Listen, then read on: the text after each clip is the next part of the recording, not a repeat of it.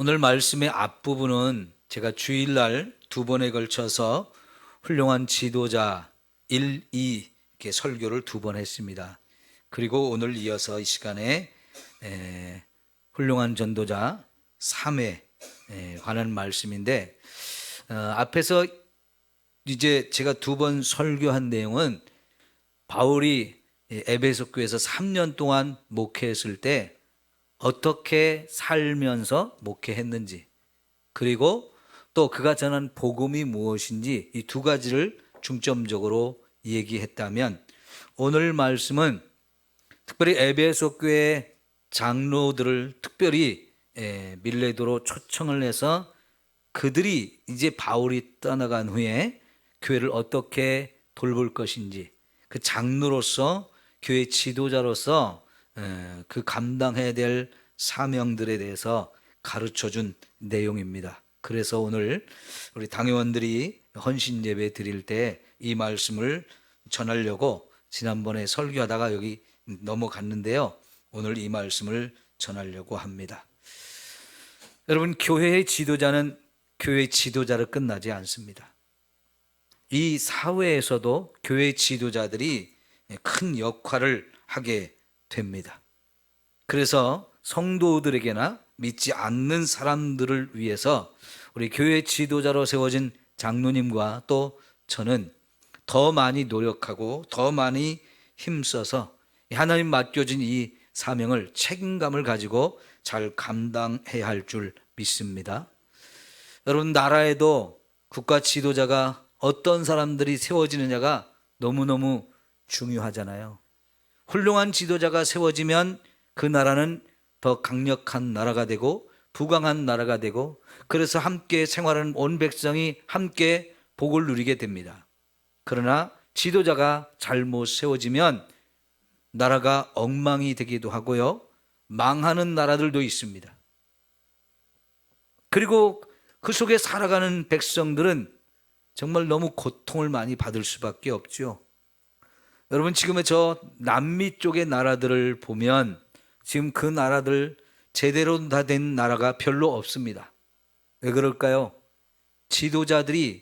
훌륭한 지도자들이 세워지지 않기 때문에 거기서 사는 백성들이 너무 힘들고 고통을 받으면서요, 여러분, 많은 사람들이 나라를 버리고 미국으로 가려고 어마어마한 행렬을 따라서 멕시코 국경까지 와서 미국으로 넘어가려고 그러는데 미국이 그 사람들 다 수용할 수가 없잖아요. 그러니까 국경에 엄청난 장벽을 높이 세워서 막아놓고 들어오지 못하게 하는데, 거기까지 먼 길을 가족들을 다 이끌고 갔다가 정말 갈 곳이 없어서 방황하다가 죽는 사람, 삶을 포기하는 사람들이 얼마나 많은지 몰라요. 왜 이런 꼴이 됐을까요? 지도자가 잘못 세워졌기 때문에 그러거든요. 교회도요, 훌륭한 지도자들이 세워져야 저와 여러분 신앙생활도 제대로 할 수 있고 우리의 삶에도 하나님의 은혜와 복을 누릴 수 있게 되어지거든요. 그래서 교회를 어떻게 우리가 섬겨야 되는가, 특별히 오늘 말씀에 바울이 에베소 교회 장로들을 초청해서 나는 이제 여러분을 떠나가고 여러분이 직접 교회를 지도해야 되는데 어떻게 지도할까, 이걸 가르쳐 주고 있습니다. 이때 당시는 지금과 같은 목사, 장로가 이렇게 따로 구분되어 있지 않고 목사라고 부르기도 하고 장로라고 부르기도 하고 감독이라고도 부르고 여러 가지 호칭은 다르지만 다 같은 역할을 하는 사람이었어요. 지금에 와서는 이 장로라고 부름받던 사람들이 목사직과 장로직으로 이렇게 구분이 됐지만 그 당시는 이제 구분이 안 돼 있는 상태에서 이 장로라고 하는 사람들, 그들이 어떤 사람들이냐, 여러분 28절부터 32절까지를 우리 한번 다시 읽어봅시다. 바울이 부탁하는 내용이 여기 다 들어있거든요. 자, 여러분은 자기를 위하여 또는 온 양떼를 위하여 삼가라. 성령이 그들 가운데 여러분을 감독자로 삼고 하나님이 자기 피로 사신 교회를 보살피게 하셨느니라 그랬어요. 자, 여기서 감독자라고 표현하기도 하고 양떼를 돌보는 목자로 이들을 세웠다고 이야기를 하면서 이들이 먼저 해야 될 것이 뭐냐면 삼가라 그랬어요. 삼갈 것이 있다. 삼가라는 말이 어떤 의미겠습니까? 항상 모든 걸 조심하라 그런 얘기가 되겠죠. 주의 깊게 아주 신중하게 말할 때나 행동할 때 조심조심해서 자기 자신을 먼저 통제하고 다스리라는 말씀입니다. 나에게 혹시 문제는 없을까? 특별히 신앙적으로 내가 나태해지거나 게을러지지 않는가? 늘 자신을 살펴보면서 바로 서서 교회와 성도들을 보살필 수 있는 이런 역할을 하라는 거지요. 우리가 신앙생활 할 때 항상 뜨겁고 항상 열정이 타오를 수는 없어요. 이 열정도 식어지고 이 충성도 자꾸만 약해지면서 우리가 맡겨준 일을 제대로 감당하지 못할 수 있는 상황도 언제든지 오기 때문에 그런 자기 자신을 잘 살펴서 우선 자기를 위해서 그리고 양떼를 위해서 삼갈 것이 많다라고 이야기를 하는 거지요. 자, 여러분 특별히 여기 교회를 뭐라고 표현을 했나요? 교회. 자, 거기 보면 하나님이 자기 피로 사신 교회 이렇게 표현했어요. 교회라고 하는 건 그냥 세워진 게 아니라는 겁니다. 예수님의 피로 값을 주고 사서 세워진 것이 교회라고 말씀을 하셨어요. 예수님의 생명을 주고 저와 여러분을 죄와 죽음의 자리로부터 건져내셨다는 겁니다. 그러니까 예수님의 생명과 우리의 생명을 바꾸었다는 거예요. 그래서 여러분 예수님께서 처음 사도 바울을 찾아와 만나 주실 때 뭐라고 했느냐면 왜 네가 나를 박해하느냐라고 물으셨어요. 사실 바울은 예수님을 박해한 게 아니고 예수님을 믿는 성도들을 박해한 거거든요. 그들을 잡아다 옥에 가두거나 매질을 하거나 죽이는 일을 하려고 여기저기 사방으로 뛰어다니던 사람이 바울인데요. 그가 다메섹에 가서도 이런 일을 하려고 다메섹에 가던 길에 예수님이 찾아와 만나 주셨죠. 그리고는 예수님이 하신 말씀이 왜 내가 나를 박해하느냐라고 말씀하셨어요. 그 이야기를 통해서 바울이 깨달은 게 뭐냐면 교회의 성도들 한 사람 한 사람이 바로 예수님과 같다는 거예요. 그 얘기는 예수님의 생명을 주고 저와 여러분을 사셨기 때문에 예수님의 생명과 우리의 생명을 서로 맞바꾼 거예요. 그래서 교회의 성도들 그건 바로 예수님과 같은 존재인 거거든요. 지금 바로 바울이 그 얘기를 이렇게 표현하는 거예요. 예수님이 자기 피를 주고 사서 세운 게 교회다. 교회를 너무나 소중하게 우리에게 가르쳐 주고 있는 거지요. 사랑하는 성도 여러분, 세상이 볼 때 세상 가운데 예수님과 우리는 같은 존재인 거예요. 우리를 보는 거예요. 우리를 통해서 예수님을 보는 거예요. 우리 한 사람 한 사람이 너무너무 소중한 존재이고 그래서 우리가 세상에 나갈 때는 내가 예수님의 이름으로 나가고 예수님을 대표하는 자로 예수님을 가서 보여주는 자로 이렇게 세상에 우리가 사는 거거든요. 자, 이런 교회를 섬기기 위해서 그런 교회의 성도들을 보살피고 섬기고 사랑하고 이끌라고 지금 감독자, 장로들을 세워주었다 하는 거지요.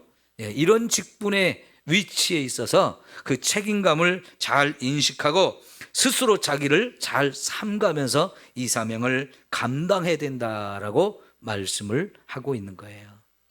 우리 장로님들이 정말로 모든 면에서 항상 교회를 생각하고 성도들을 생각하면서 우리 성도들을 어떻게 하면 잘 돌봐드릴 수 있을까? 얼마나 어떻게 하면 더 잘 섬기고 사랑할 수 있을까? 늘 이걸 생각하고 여기에 헌신하는 우리 장로님들이 되어지기를 축원합니다.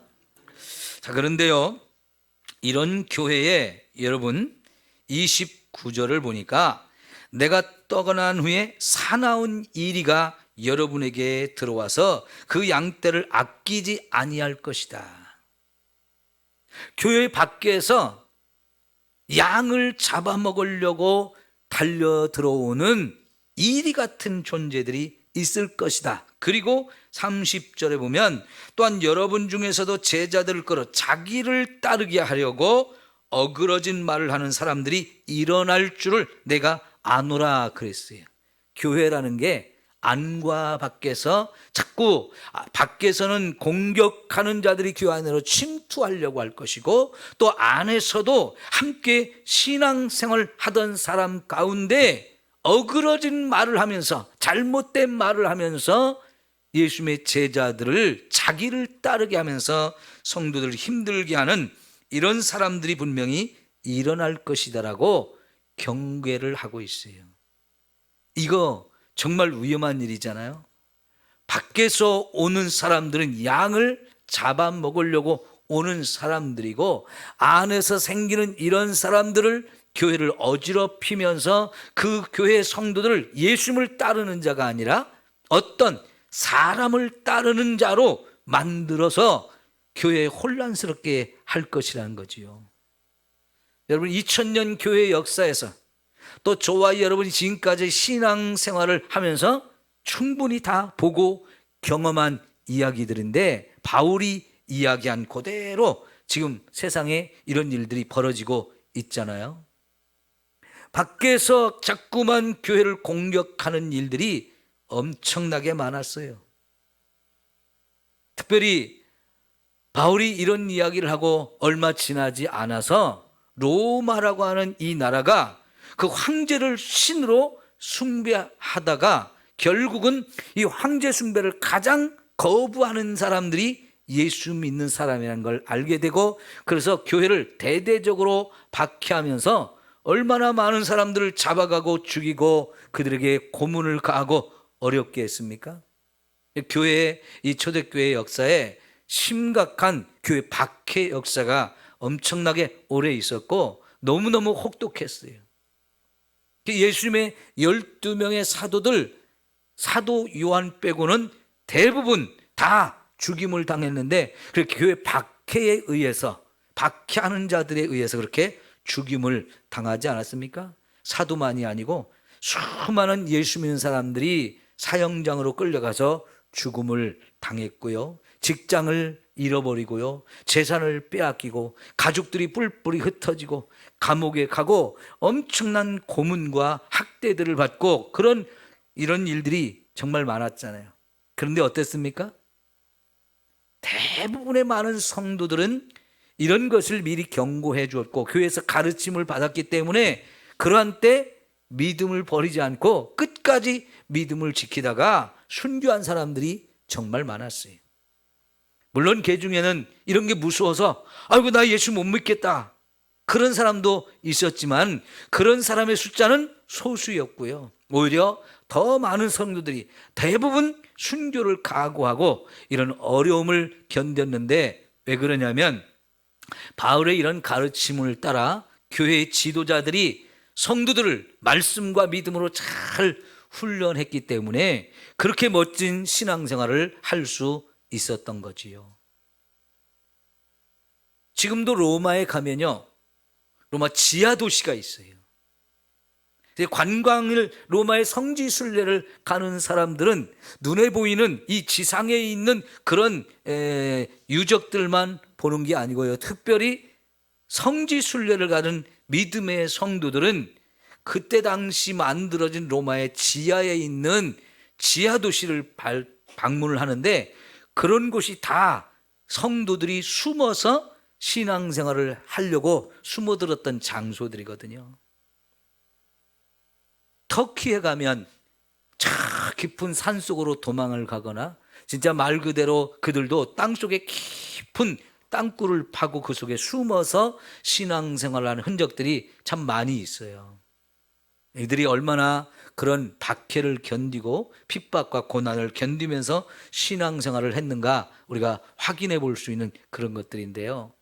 바울의 이야기처럼 교회는 세상에 있는 동안에 믿지 않는 사람들에 의해서 이런 많은 어려움과 고난을 겪게 됩니다.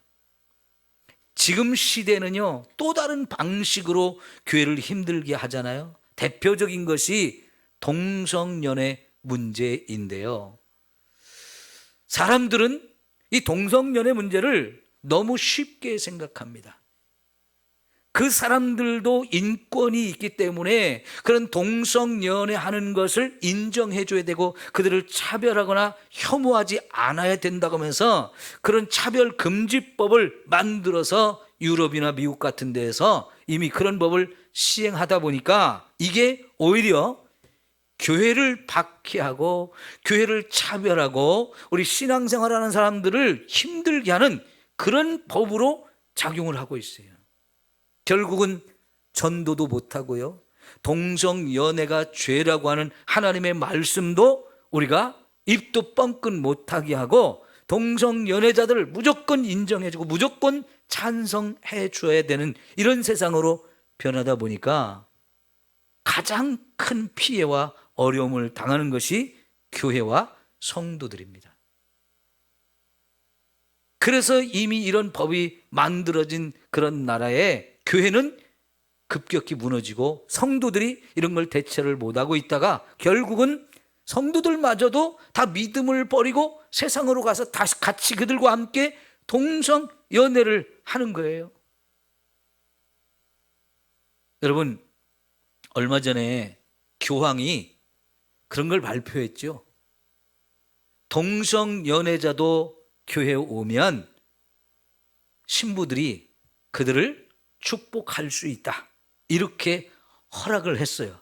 물론 동성연애를 캐토릭에서 정식으로 인정하고 찬성하는 건 아니지만 동성연애자들이 오면 캐토릭의 신부들이 그들을 축복해 주라고 이렇게 했어요. 그래서 이게 논란이 되어졌는데 여러분, 결국 그래서 우리나라도 우리나라 신부가 그 동성연애자들이 교회에 왔을 때 축복을 하는 예식을 진행을 했어요. 이게 지금 한국에서도 심각한 문제가 되어지고 있거든요. 겉으로는 안 한다고, 그걸 인정하지 못하고 찬성 안 한다고 하지만 실제로는 그들을 축복한다는 게 뭡니까? 인정한다는 거나 마찬가지잖아요. 전 세계 캐토릭이 그렇게 돌아섰고요. 영국에서는 성공회라든가 감리교회 이런 데가 다 동성애를 찬성해주고, 미국의 감리교회, 장로교회도 이게 동성애 문제로 인해서 교회가 찬성하는 사람들과 반대하는 사람들이 갈라지면서 교단이 분열하는 일이 계속 일어나고 있고요. 그러니까 세상은 더더욱 이런 것을 가지고 교회를 압박하고 힘들게 하고 어렵게 하는데, 우리도 지금 현실이 되었어요. 여러분, 정말로 우리나라가 동성연애를 인정하는 나라가 되어지면 엄청난 사회 변화가 일어날 겁니다. 이번에 대법원에서요,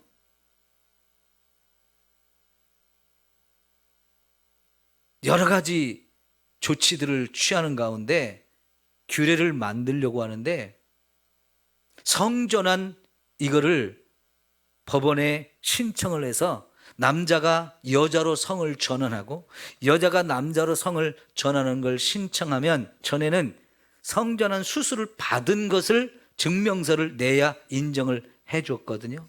그런데 이제는 그런 거 없이 수술을 안 받아도 내가 여자로 태어났지만 남자로 내 성을 바꾸겠습니다 신청하면 허락해 주려고 지금 그걸 준비하고 있어요. 이걸 법으로 제정하도록 그렇게 우리가 눈을 뜨고 그냥 허락을 해야 됩니까? 인정을 해야 됩니까? 차별금지법이 안 만들어졌어도 세상은 자꾸 그렇게 가는 거예요. 동성연애 하는 사람들이 국민건강보험공단에 우리도 부부니까, 우리도 같이 사니까 인정해달라고, 부부로 인정해달라고, 그래야 건강보험으로 적용을 받을 수 있으니까 우리를 부부로 인정해달라고 법원에 재판을 신청했어요. 그래서 그게 지금 아직 전에는 이제 안 된다고 결론이 났는데, 판결을 해줬는데 다시 또 상소를 해가지고 또 지금 재판이 진행되고 있거든요. 그럼 이게 법원에서 찬성으로 그걸 인정해 주게 되면 결국은 동성연애자들 다 법적으로 인정을 받게 되고 건강보험을 다 이렇게 지원을 해줘야 되는 상황이 되는데요. 그렇지 않아도 지금 건강보험 재정이 엄청나게 많이 어렵거든요. 특별히 여러분, 에이즈에 걸린 사람들은요 100% 국가에서 다 지원을 해줍니다. 심지어는 그들이 비행기를 타면 비행기 값도 내줘야 되고요, 차를 타거나 기차를 타거나 그들이 병원 가고 오고 가면서 이렇게 하는 이런 것들 다 국가 건강보험 재정으로 지원을 해줘야 되는데, 1년에 그거 동성연애하다가 에이즈에 걸린 사람들 1,000만 원 이상씩 들어간다고 그래요. 그걸 다 지원해줘야 돼요. 그런 거 자기들이 자기들이 죄를 짓다가 걸린 병인데 그거를 자꾸 숨기면서 국가에서 다 재정 지원하면 결국은 재정이 힘들어질 수밖에 없고, 저와 여러분이 건강보험 적용 받아야 될 부분을 못하는 상황들이 되어지거든요. 이런 시스템이 자꾸만 이제 여기저기서 만들어져 가고 있는 상황이기 때문에 차별금지법, 이거는 만들어지냐 안 만들어지냐 이거는 이제 별로 중요하지 않은 문제가 되고 여기저기서 자꾸 빈틈이 생기고 파고 들어오는 상황이 되거든요. 참 우리나라도 여러 가지 어려움이 많습니다. 근데 그런 것이 결국은 저와 여러분이 마음껏 신앙생활을 하고 마음껏 복음을 전도하는 것을 못하게 만드는 상황들이 오게 되는 거지요. 그리고 이런 일들이 교회 안에서도 일어날 거라는 거예요. 똑같이 신앙생활을 하고 말씀을 읽고 배우고 함께 말씀을 따라가다가 자꾸 어그러진 말을 하는 사람들이 생긴다는 거예요. 그 어그러진 말이라는 게 결국은 하나님 말씀을 왜곡시키는 거지요. 거짓말을 집어넣는 거지요. 그래서 복음을 변질시켜가지고 변질된 이야기를 함으로 인해서 거기에 미혹되어 따라가는 사람들이 교회 안에 자꾸만 일어나게 된다는 겁니다. 여러분, 우리가 갈라디아서를 보는데 결국은 거기서 생기는 문제가 뭐였습니까? 뭐 때문에 바울이 갈라디아 교회에 편지를 보내는 거였어요? 저 유대로부터 허락받지 않은 유대주의자들이 갈라디아에 와서 바울이 전한 복음만 갖고는 안 된다고 하면서 율법도 지켜야 되고 그리고 할례를 받아야 구원을 받을 수 있다고 하는 이 율법주의를 가서 가르친 것이 문제가 된 거예요. 근데 그것은 바울이 말하는 대로 그거는 거짓 복음이고, 그런 복음을 전하는 자들은 저주를 받아 마땅하다고 할 만큼 그거는 잘못된 일이잖아요. 그런 이단들이 지금 세상에 얼마나 많이 일어났나요? 여러분, 요즘에 여러분이 여기저기 돌아다니시거나 하면서 만나거나 본 것이 많이 있을 텐데요, 신천지가 요즘 얼마나 활동을 많이 합니까? 많이 보시고 들으셨죠? 여러분들 길에서 만나보기도 하셨죠? 특별히 여기 산에 운동하러 가시는 분들은 자주 만나실 거예요. 길에도 여기저기 자기들의 센터를 만들어 놓고 지나는 사람들한테 계속 전도하는 걸 여러분 많이 보시죠? 근데 신천지만 그런 게 아니고 하나님의 교회도 여호와 증인도 엄청 활발하게 요즘 전도를 하고 있어요. 그런데 여러분, 그런 중에 교회 다니는 사람들한테 전도받은 경험은 있나요? 없잖아요. 우리 정신 차려야 됩니다. 우리가 가진 복음이 오전에도 말씀드렸지만 살고 죽는 걸 결정하는 유일한 방법이에요. 지옥 갈 사람을 천국으로 인도하는 유일한 생명의 복음이 우리에게 하나님이 주셨는데, 이걸 가지고 나만 가만히 지키고 있으면 죽어가는 사람들 어떻게 합니까? 진리가 아니고 거짓, 죽음의 길로 이끌어가는 그런 이단 사상에 물든 사람들은 오히려 더 열심히 이렇게 한 사람이라도 더 지옥으로 끌고 가려고 활동을 하는데, 진짜 생명의 복음을 가진 사람들은 다 입 다물고 있어요. 여러분, 우리 이 사순절 기간에 이제 열심히 전도해야 되는데, 이제 3월부터 제가 또 다시 이제 상반기 구원데이를 진행할 건데, 여러분 준비하십시오. 그래서 이번 기회도 열심히 우리가 전도해서 많은 영혼을 구원하자, 이런 마음을 가지고 함께 마음과 뜻을 모아야 할 줄 믿습니다. 여러분, 고린도전서를 읽어보시면 고린도 교회에 수많은 문제가 일어났잖아요. 그 문제들이 밖에서 들어온 사람들이 일으키는 겁니까? 아니면 안에 있는 성도들이 일으키는 겁니까? 다 그 교회 안에서 함께 은혜를 받은 사람들이, 믿음에 이렇게 확신을 가졌던 사람들이 교회 안에 이런저런 많은 문제를 일으키기도 하고, 또 심각하게 바울의 사도권을 부정하면서 사도 바울을 자꾸 공격하니까 사도 바울이 전한 복음까지도 의심하게 만드는 거예요. 여러 교회에 이런 문제들이 자꾸 일어났던 것들을 우리가 확인해 볼 수 있는 것처럼, 바울의 이러한 경고가 현실로 이루어진 것을 우리가 본다면, 여러분, 그런 면에서 저나 우리 장로님들의 역할이 너무너무 중요한 거지요. 교회를 바른 진리의 말씀으로 가르치고, 혹시 성도들이 어려움을 당하고 있는 건 아닐까, 또 시험에 든 사람은 없을까, 약해서 힘들게 신앙생활하는 사람은 없을까, 병든 사람, 미혹된 사람, 힘들어하는 사람, 이런 사람들은 없을까를 자꾸 관심을 갖고 돌아보면서 우리가 그들이 더 보호하고 지키고 세워주는 역할을 해야 한다는 거지요. 여러분, 교회에 믿음이 좋은 사람만 있는 건 아니죠. 믿음이 약한 사람도 있어요. 열심히 하는 사람만 있는 거 아니고 열심을 못 내는 사람도 있어요. 그러면 그 믿음이 없는 사람, 열심을 못 내는 사람은 우리 교회에 필요 없는 사람인가요? 아니요.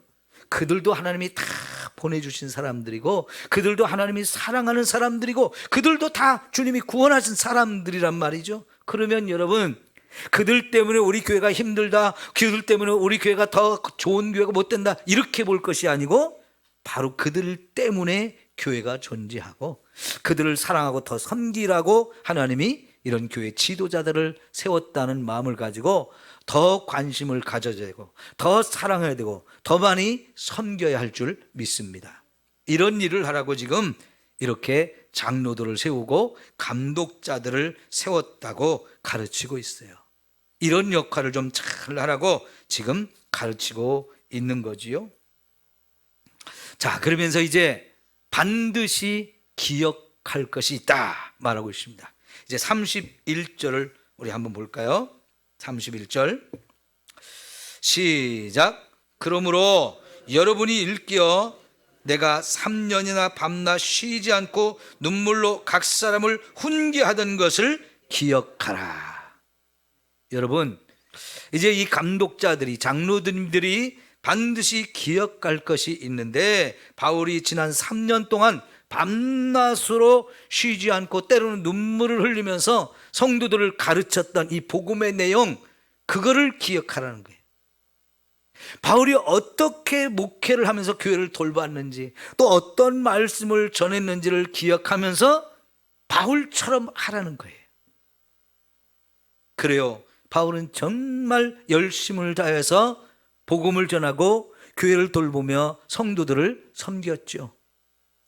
이 바울이 했던 것, 한 말씀들, 보여준 삶, 이런 것들을 기억하면서 바울을 본받아서 바울처럼 그렇게 교회를 목회하고 사역을 하라, 이렇게 부탁을 하는 거지요. 이 말씀을 벗어나고 바른 돌봄의 역할을 내려놓고 잘못된 길로 가면 모두가 함께 망하니까, 바울이 그동안 그렇게 열심히 했던 것도 이제 교회를 위해서 그랬던 것이고, 바울이 계속해서 거기서 머물 수 없기 때문에 얼마 후면 또 떠나야 되니까 이제 바울을 대신해서 세워진 이 지도자들이 바울을 본받게 하려고 더 열심히 할 수밖에 없었던 거지요. 그런 바울의 삶과 그가 가르쳤던 내용들을 기억하면서 바울처럼 하면 된다 이야기를 합니다. 성도 여러분, 하나님의 뜻이면 저도 언제든지 다른 데로 하나님 보내실 수 있어요. 물론 또 다른 목회자를 저보다 더 훌륭한 목회자를 보내주실 수도 있지만, 어쨌든 여러분, 저는 제게 맡겨주신 그 시간 동안 제가 최선을 다해서 여러분에게 하나님 말씀을 전해서 교회를 건강하게, 또 여러분의 한 분 한 분을 확실한 믿음 위에 세우려고 최선을 다해서 목회를 하겠지만은, 떠나러 가시면 또 떠날 수밖에 없잖아요. 그러나 우리 장로님들은 대부분 여기서 성도님들과 함께 거의 대부분 신앙생활을 같이 하거든요. 그러면 우리 장로님들의 역할이 그만큼 더 중요하다는 거지요. 그런 장로님들의 역할을 잘 감당하면 교회가 그만큼 건강해지고 교회가 정말 행복하게 신앙생활을 할 수 있는 아름다운 곳이 되어질 줄 믿습니다. 특별히 여러분, 바울은 여기 3년 동안 있는 동안에 자기가 물질에 대해서 어떻게 살아왔는지를 이야기를 하고 있는데요. 자, 여러분 한번 볼까요? 이 33절부터 내가 아무의 은이나 금이나 의복을 탐하지 아니하였고 여러분이 아는 바와 같이 이 손으로 나와 내 동행들이 쓰는 물건을 충당하고 또 범사에 여러분에게 모본을 보여 준 바와 같이 수고하여 약한 사람들을 돕고 또 주 예수께서 친히 말씀하신 바 주는 것이 받는 것보다 복이 있다 하심을 기억하여야 할지니라 그랬어요. 바울은 어떤 상황에서도 물질에 욕심을 부리지 않았다는 겁니다. 성도들에게서 먹을 것이나 입을 것이나 어떤 쓸 것을 억지로 취하고 빼앗은 것이 없다고 당당하게 이야기를 합니다. 그리고 자기가 필요한 물질이 있으면 더 열심히 자기 손으로 일해서 필요한 물질을 벌어서 자기도 쓰고 자기와 함께 일하는 동역자들 것까지도 자기가 채워주는 역할도 했고, 더 나아가서 교회 안의 성도들 가운데 연약한 성도들, 부족한 성도들을 위해서 자기 물질을 돕고 섬기는 일에 사용했다고까지 이야기를 합니다. 이 일을 위해서 자기 더 열심히 살았다는 거죠. 아주 성실하게 살았다는 거죠. 이 물질 문제에서 바울은 정말 깨끗하게 성도들의 본이 되려고 정말 아름다운 모습을 보여줍니다. 여러분, 바울의 이런 삶의 자세와 물질에 대한 이 마음이 저와 여러분도 정말 본받고 같이 그렇게 살아야 할 줄 믿습니다. 물질은 누구든지 욕심이 생기는 거예요. 남의 것도 내 것이 되었으면 좋겠다는 생각을 가진 사람도 많아요. 그런데 결코 그 물질로 다른 사람에게 손해가 가게 해서는 안 되고 다른 사람에게 폐를 끼쳐서는 안 되겠죠. 오히려 내 것을 가지고 더 섬기고 나누고 베풀어 줄 수 있는 이런 삶을 살라고 하는데 왜 그렇습니까? 주는 것이 받는 것보다 복되다 했어요. 그게 주님의 말씀이에요.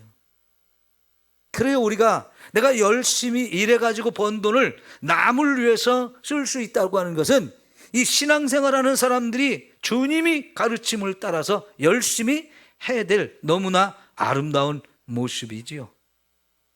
내가 가진 물질 귀한 건 누구든지 다 압니다. 다 알지만 그 귀한 것을 나눠준다는 것은 최고의 사랑이지요. 우리가 주님으로부터 생명을 받은 사람이고 내 생명을 구원을 받은 사람이고 천국에서 영원히 살 수 있는 이런 축복을 받은 사람으로서 물질을 남을 위해서 베풀어 줄 수 있다고 하는 것은 우리가 주님을 본받고 따라갈 수 있는 참 좋은 방법 중에 하나가 되잖아요. 우리 저와 여러분도 그렇게 물질을 귀하고 아름답게 쓸 수 있기를 축원합니다. 이제 마지막으로요, 바울이 이런 이야기를 합니다. 자, 여러분 31절 볼까요? 32절. 지금 내가 여러분을 주와 및 그 은혜의 말씀에 부탁하노니 그 말씀이 여러분을 등이 든든히 세우사 거룩하게 하심을 입은 모든 자 가운데 기업이 있게 하시리라. 자, 여러분, 이제 떠나면서 바울이 이 에베소 교회 장로님들과 성도들을 누구한테 부탁을 하고 있어요? 주와 그의 은혜의 말씀에 부탁한다 그랬어요. 이게 뭐와 같은 거냐면요, 자, 여러분의 자녀가 커서 군대를 가요. 그럼 걱정이 많죠? 그런데 누군가 내 아들을 맡겨줄 사람이 있다 그러면 안심이 되겠죠. 자식을 군대 보낼 때 누구한테 그 자식을 맡겨야 됩니까? 하나님을 믿는 저와 여러분들은 우리의 자녀가 군대를 간다면 예수님께 부탁하고 말씀을 의지하도록 말씀께 이 아들을 부탁을 할 수가 있어요. 맡길 수가 있을 거예요. 혹은 여러분의 자녀들이 커서 이제 시집을 간다. 그러면 그 시집 가는 딸이 정말 걱정이 많이 될 거예요. 그럴 때 누구한테 맡겨줄 사람이 있다면 이게 참 편안하게 마음 놓고 보낼 수 있을 텐데, 사실 그 남편한테 보내는 거고 시집에 보내는 거지만 남편이 아직 어리기 때문에 과연 내 딸을 얼만큼 책임져 줄 수 있을지 잘 모르잖아요. 그 시댁이 얼마나 내 딸을 사랑해 줄지 참 염려가 되잖아요. 그럴 때 사랑하는 딸을 시집 보내면서 주님께 맡기고 말씀에 우리가 맡길 수 있다면 이게 얼마나 큰 은혜가 되겠습니까? 저는 아들이 고등학교를 졸업하고 이제 태국으로 유학을 보내게 됐는데, 사실 저희가 뭐 돈이 있어서 보낸 게 아니고 돈이 없어서 보냈어요. 왜냐하면 유학 가면 돈이 많이 들지만 사실 태국의 그 학교에 갈 때는 우리나라 고등학교 학비 정도밖에 안 들어가기 때문에, 그래서 사실은 아들을 태국으로 유학을 보냈는데요, 보내면서도 사실 학비만 필요한 게 아니고 거기서 기숙사비 또 식사비 이런 거 다 필요하고 책값 용돈 다 필요한데 보내주는 돈이 얼마 되지 않아서 참 지금도 생각하면 마음이 아프고 미안한 게 많은데요, 그때 하나님께 이렇게 기도한 건, 하나님, 우리가 이 아들을 다 뒷받침해 주지 못하고 이렇게 책임지지 못하는 부분이 너무나 많아서 하나님께 부탁합니다. 하나님이 책임져 주세요. 하나님이 저를 지켜주시고 필요한 걸 공급해 주세요. 그렇게 기도하면서 보냈거든요. 우리가 다 마찬가지예요. 우리 소중한 사람들을 떠나보내면서 누군가 좀 부탁을 할 곳이 있었으면 좋겠는데 할 때 세상에는 내 자녀, 내 가족들을 책임져 줄 사람이 그렇게 많지가 않아요. 그런데 바울도 성도들을 이제 떠나면서 다시는 볼 수 없는데 이 귀한 성도들 바로 주님께 맡긴다고 그러는데, 처음에 주님이 어떤 분이에요? 교회를 세우기 위해서 자신의 피를 흘려가지고 자신의 생명을 주어서 우리들을 생명을 맞바꾸고 사신 존재라고 했잖아요. 그 주님께 이 성도들을 맡긴다는 건 가장 안전한, 가장 많이 사랑하고 끝까지 책임질 분에게 맡기는 거죠. 그보다 더 좋은 대상이 없어요. 그리고 말씀에 우리를 맡기는 거예요. 여러분, 우리가 말씀을 붙들면 그 다음에는 말씀이 저와 여러분을 붙들어서 생명의 길, 진리의 길로 저와 여러분을 이끌고 가거든요. 그래서 우리가 말씀대로 살면 가장 바른 길이고 가장 아름다운 길이고 하나님이 축복하시는 길이 되어집니다. 그래서 우리가 말씀을 읽어야 된다고, 말씀을 배워야 된다고, 말씀대로 살아야 된다고 늘 강조하는 건데요, 여러분, 하나님 말씀에 여러분을 의탁하십시오.